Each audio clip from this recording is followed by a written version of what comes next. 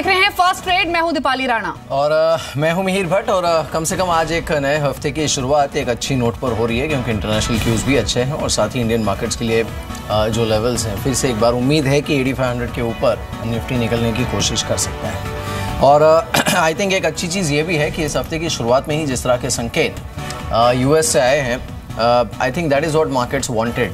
अब दो चीज़ें हैं, एक तो क्योंकि एफबीआई की रिपोर्ट आई है तो उसके चलते जो एक ओवरहैंग था या फिर एक अनसर्टनिटी थी हिलरी के ईमेल्स को लेकर, वो ख़त्म हुई है। और दूसरा, क्लोजर टू वोटिंग जो एग्जिट पोल्स आते हैं वो ज़्यादा कुछ हद तक एक्यूरेट माने जाते हैं, तो उस लिहाज से अगर देखा जाए अब हिलरी का आगे निकलना क्रिटिकल माना जाएगा बाजार की, और यही शायद ग्लोबल मार्केट्स में भी आज रिफ्लेक्ट कर रहा है। And there you go, Nifty इस समय 8555 के लेवल पर। बिल्कुल इंडिकेटिव एक्शन की जो शुरुआत हुई है वो स्ट्रॉन्गर नोट पे ही हुई है, क्योंकि जो क्यूज है जिन पर हमने अभी बातचीत की भी वो पूरी तरह से सपोर्ट करे, फिर चाहे वो एसजेक्स निफ्टी हो, डाउ फ्यूचर्स हो, या फिर जो डेवलपमेंट हुई है यूएस में। और इसीलिए अगर आप देखें तो निफ्टी अब 8560 के ऊपर ट्रेड कर रहा है इंडिकेटिव एक्शन में। सेंसेक्स में भी 100 अंकों से ज्यादा की बढ़त है। आज लाइमलाइट में जो स्टॉक्स या फिर जो सेक्टर्स रहेंगे उनमें आपको ध्यान देना है आईटी सेक्टर पर, जहां पर ऑलरेडी हमने एक अच्छा बाउंस बैक लोअर लेवल से फ्राइडे के सेशन में देखा था। फार्मा की काफी हैमरिंग हुई थी, लेकिन शायद पुल बैक यहां भी आ सकता है।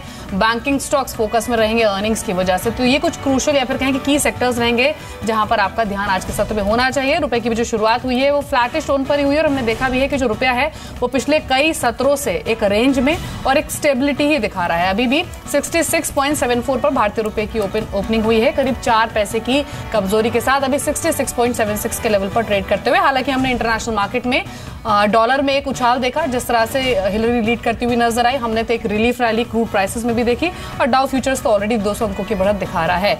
लेकिन अब ये जान लेते हैं डिम्पी से कि स्टॉक्स फास्ट 50 में जो 50 ट्रेड्स बताए थे उसके टॉप 10 ट्रेड्स कौन से हैं, बताइए डिम्पी।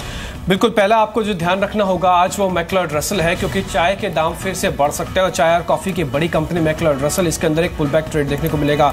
आज अगर आप देखें भी तो इसके अंदर जिस तरह के इंडिकेटिव टिक्स अब आना शुरू हुए हैं तो शायद एक मजबूती दिखा सकता है। 164 तक के टारगेट के लिए आप इसमें खरीदारी करें। थेमेटिक का आपको थोड़ा सा होना होगा आज आईटी और फार्मा के साथ साथ। इसके अलावा अमर राजा बैटरीज पर भी आप नजर रख सकते हैं, इसका भी क्वार्टर टू मुनाफा अच्छा बढ़ा है, 123 से सीधा 136 करोड़ पहुंचा, और बिक्री के अंदर भी इजाफा 1200 से 1500 करोड़ तक की आय पहुंची है, तो उसका भी बेनिफिट मिलेगा। ऑटो एंसिलरी में वैसे भी एक अच्छी खासी बैटिंग देखने को मिल रही है, तो यहाँ पे आप नजर रख सकते हैं 1035 के टारगेट के लिए। इसके अलावा जीवन फाइनेंस पे भी आप नजर रखें, क्योंकि आरबीआई अगर छोटे बैंकों को लाइसेंस देता है तो जीवन उसमें से एक नंबर 1 कंटेंडर तो होगा ही, क्योंकि अपने 200 ऑफिस को बैंक ब्रांच में बदलने की कंपनी की योजना है। तो बड़ी योजना बैंक की आरबीआई के सपोर्ट से शायद ये मजबूत और हो सकता है, तो जीवन फाइनेंस पे आप नजर रखें। यहाँ पे करीब 428 तक का टारगेट है, 410 का एक स्टॉप लॉस आप रख सकते हैं। रोटो पंप पे भी आपको ध्यान रखना होगा, क्योंकि एक ऐसा कंपनी है जो अब इसका प्रॉफिट अब लाखों में नहीं बल्कि करोड़ में आ चुका है, क्योंकि इसका सीधा मुनाफा 75 लाख से 1.25 करोड़ रुपए के आसपास हो चुका है, और 20 करोड़ से बढ़कर इनकी आय 22 करोड़ हुई है। परसेंटेज लिहाज से करीब 10% है, तो आप एक छोटा काउंटर है जिसके अंदर एक मजबूती देखने को मिल सकती है। विद द टारगेट 65 6250 का एक स्टॉप लॉस रखें। जैकब जिसका थोड़ा बीटा भी हाई है, और आप देख सकते हैं कई दिनों से कोशिश कर रहे हैं एक अटेम्प्ट लेने की, शायद मार्केट आज पार्टिसिपेट करेगा तो इसको एक मजबूती दे सकता है। उसमें आप नजर रखें, डेली चार्ट पे थोड़ा मजबूत दिख रहा है, 74 तक का टारगेट रख के आप इसमें खरीदारी करें, 67 का एक स्टॉप लॉस रख सकते हैं। आपको कुछ एक मिड कैप आईटी कंपनीज पर भी ज्यादा फोकस होना होगा बजाय टीसीएस और इन्फोसिस के मुकाबले। उसमें एचसीएल टेक पे आप नजर रख सकते हैं। यहाँ पे अगर जिस तरह के अभी तक पोल और एफबीआई की क्लीन चिट हिलेरी क्लिंटन को मिल रही है, कम से कम ये समझा जा सकता है कि आईटी एक रिलीफ रैली के तौर पर इसको देखेगा, और एचसीएल टेक में ज्यादा तेजी दिखती है बनस्पत और फ्रंट लाइन काउंटर्स के लिए 810 के टारगेट के लिए खरीदारी करें, 790 का यहाँ पे स्टॉप लॉस रख सकते हैं। इसके अलावा केजी डेनिम के अंदर भी आपको बाय की ही कॉल दिख रही है, क्योंकि एक्सपर्ट्स का मानना ही है क्योंकि इसका जो मुनाफा है वो 7 गुना तक बढ़ा है, इसका फायदा इसको जरूर मिलेगा। और रही बात इसके ऑपरेटिंग प्रॉफिट की, वो करीब 25% बढ़ा है, तो शायद ये भी इसके ट्रेड के लिए फायदेमंद सौदा हो सकता है। ल्यूपिन आपको हम सुबह से बता रहे हैं कि आज एक फैंसी ट्रेड होगा, वो इस वजह से क्योंकि इनको यूएस एफडीए से क्लीन चिट मिल गई है गोवा प्लांट को लेकर, और इस इकाई से करीब 30 से 50% आए इनके जो यूएस में बिजनेस करते थे वहीं से मिलती थी। नो डाउट ये अपने आप में एक बड़ी चीज है, और ज्यादातर ब्रोकिंग हाउसेज इसको बाय की रडार पर ही दे रहे हैं, तो इसलिए आप ल्यूपिन पर नजर रखें। पहला टारगेट आपका 1462 तक का हो सकता है, 14.5 का एक स्टॉप लॉस भी रखें। सेंचुरी टेक्सटाइल पे भी आप नजर सकते हैं, हो सकता है कि जो कई दिनों की तेज गिरावट थी आज पुल बैक में कन्वर्ट होती दिख जाए, क्योंकि अरविंद विल और सेंचुरी टेक्सटाइल दोनों ही ऐसे थे, टेक्सटाइल से टूट रहे थे। यहाँ पर पिछले हफ्ते करीब 4% से ज्यादा का नुकसान हमने शेयर में आते हुए देखा। शायद पुल बैक ट्रेड इसको 992 तक लेके आ सकता है। और लास्ट में आप पीवीआर पे भी नजर रख सकते हैं। अंतिम चरण में यहाँ पे भी खरीदारी देखने को मिली थी लास्ट ट्रेडिंग सेशन के अंदर, और आवरली और डेली चार्ट्स में भी थोड़ा मजबूत लग रहा है। इसलिए पीवीआर थोड़ा थेमेटिक है, जिसमें हम बार बार फोकस कर रहे हैं कि फ्रंट लाइन के साथ थोड़ा थेमेटिक शेयर्स में भी आप नजर रखें आज। जी हाँ बिल्कुल, तो ये आज के वो 10 स्टॉक्स हैं जिस पर आप नज़र रख सकते हैं। बाजार खुलने के बाद अच्छी मजबूती, लेकिन पीएनबी इस समय अब देखिए करीब 4.5% ऊपर 138 का लेवल यहाँ पर देखने को मिल रहा है।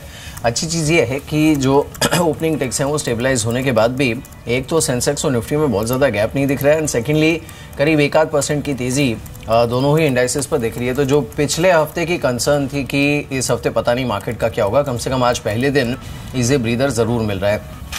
अब इसमें गौरांग बस एक चीज़ है, I think what market will really want is ये जो अनसर्टेनिटी है वो जल्दी ख़त्म हो, क्योंकि यूएस इलेक्शंस में हमने देखा है एक तो होता है वोटिंग का दिन, फिर वोटिंग के बाद आने वाले एग्जिट पोल्स जिसे मार्केट फैक्टरिंग करता है, लेकिन इट्स नॉट लाइक इंडिया की एक डेट डिसाइडेड है और उसी दिन नतीजे आ जाते हैं। यूएस में ये प्रोसेस कई बार लंबा भी चलता है, एंड दैट्स वाई मार्केट्स को वो 2-3 दिन जब तक वो अनसर्टेनिटी रहती है तब तक इसके साथ जूझना पड़ता है। मार्केट ये चाहेगा कि इसी हफ्ते चाहे जिसका भी आना हो नतीजा, बट वो इसी हफ्ते ख़त्म हो।